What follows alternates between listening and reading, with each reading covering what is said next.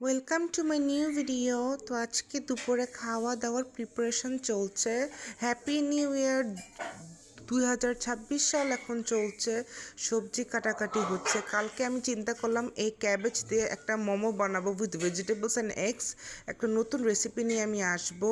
তো অনেক প্রিপারেশন চলছে। সবাই আমার জন্য দোয়া করবা, keep me in your prayers and সবাই ভালো থাকবা, সুস্থ থাকবা, এটাই আমি কামনা করি সবার জন্য। দেখেন মাছ কাটলাম একটু আগে, আর লাউ লাউ তরকারি বসিয়ে দিয়েছি আমি। তো এই পর্যন্ত, খোদা হাফেজ, ভালো থেকো সবাই, টাটা।